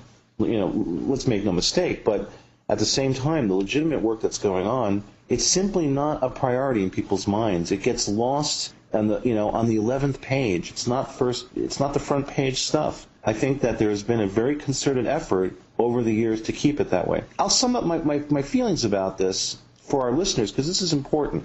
I want people to understand where I'm coming from in discussing any of this stuff. Just in terms of simple statistics, let's just talk about basic numbers. There are some number of people's reported experiences, whether it's individuals or collectives or groups. We take that number of sightings, of claimed abductions. We have, this number in front of us. Some large double-digit percentage of that number are going to be things that are either people's false memories, people's desires and fears projected into what has become a memory, their dreams. Let's throw into this people seeking attention, people wanting to feel important. Let's throw into this people who might have been subject to some weird covert government operation where they thought they were being abducted, but indeed they weren't. Let's take that whole group of everything that is not legitimately, truly unknown, and let's put that in this double-digit number. Let's say it's 98% of all reported cases, Gene. 98% of them are complete crap. That leaves us with 2%. 2% that we don't understand, 2% that we don't know. Let's take half of that away. Let's say half of that is somehow explainable. 1% of something this big, quite frankly, is enough to keep me interested because of what it is we're talking about. One of the most basic questions that concerns us, are we alone in this universe? If not, who or what else is out there? It's clear to me, Gene, and I think any reasonably intelligent person would look into the sky and understand that the diversity of life on this planet is reflective of the diversity of life in this universe, life that we cannot imagine. The building blocks for it are all over the place, Gene. Oxygen, hydrogen, that's pretty much what you need. Carbon, throw in all the basic ingredients to this thing we call life. If this is indeed true, if we know that there is life out in the rest of the universe, and it appears that some small amount of that life is visiting us, however they're doing it, for whatever reason, we have to be curious about this, Gene. If we're not curious about this, then I think that something is deeply wrong with us. And I think that for people who would look at this entire field and marginalize it and say, well, this is just a bunch of junk, part of me understands what they're saying. At the same time, part of me says to them, do you for a moment think that humans in their current state are the ultimate expression of nobility in the universe? Do you think we're the ultimate expression of intelligence? It's nice to believe that, but I'd like to believe that maybe, just maybe, there's someone out there that we can learn something from. And if that's the case, I'd like to meet them and I'd like to learn from them. I don't want to be prodded or poked. I don't want to be examined by some strange creature in some weird luminous craft in the middle of a field looking at a cow carcass next to me thinking, oh, I'm next. What about the female UFO pilot? Well, maybe there's an exception. Let me tell you something, my friend. This is not the topic of this show, but I say keep it in the species, and that goes for aliens as well. Okay. So no Earthlings and Vulcans getting together. We don't dig that. Well, I think that consenting adults should do whatever they want, as long as no one gets hurt or no one gets hurt accidentally. That's what they're planning to do. But then power. Can we say consenting humanoids? Humanoids? Yes. If the parts fit, then go for it, man. I mean, sure. I haven't met the alien that's done it for me yet, Gene. But you're young, my friend. You're young. She may land tomorrow and say, David. Oh, God. No, you have a great lady now. You don't need an alien lady. I have a wonderful woman in my life, and I don't think she's an alien, but she's full of surprises. So you never know. So you can say, David, I come from Tau Ceti or something like that, and I'm here to help you rather than harm you. I'd say, when are we leaving, where are we going, and what do I need to take? Okay. It almost reminds me of another subject I want to discuss, and we're running out of time here, and that's Project Serpo. Which, oh boy. Yeah, it's another can of worms, but it's allegedly a project that brings to life the scenario in the movie Close Encounters of the Third Kind, where the aliens take a few of our people to experience life on the other side of the tracks, that kind of stuff. Yeah. I don't know. Have you read any of this material, Gene? I've read some of it. I'm very skeptical, but I would like to explore it in a fair and objective fashion, because I think not just focus on sightings, but focus on experiences which may extend beyond routine sightings, about belief systems, about opinions. Try to also look at things that might be a hoax and expose them so we can get on with our business. I think we did that with the Meyer case. We made very clear this is a hoax, it's a fabrication, it's a fake. We've got to do that with other stuff. Hold on unlike a lot of other shows out there, I think the thing that we can offer is the ability to separate wheat from the chaff, my friend. I think you're right, but I just and you might think I'm insane for saying this, but the portion of the Meyer case that is not true is the UFO and paranormal related stuff. If these guys want to have a religion based around this guy's writings, Gene, I say let them have it. I don't care. All right. In that sense, I have no problem either. Sure. Right. But I think it's important because, of course, they're going to scream that we're just like trashing them and marginalizing them. Here's the deal. They get to believe whatever they want, but they don't get to present their quote-unquote evidence and say we are based on a series of legitimate, real UFO sightings and encounters and contact. We don't buy that. We want to basically get to the truth of what is at the core of each matter. I mean, and this is a lofty goal. I don't know if we can accomplish it or not, Gene, but ultimately we are about paranormal realities. What in our universe of experience that we go through that we can't explain, can we really understand ultimately? That's what this show should be about. That's what it needs to be about, not what so many of our quote-unquote competitors. I don't think we have a competitor, Gene. I think there are other shows out there that are playing into the show business side of this stuff in a goofy, silly way, and also mixing in all sorts of apocalyptic doom junk to, get people stirred up and afraid. So they're doing that game. I'm much more interested in discussing and trying to come to some core truths of some of these situations. We've came to what I believe is the truth about the Meyer stuff.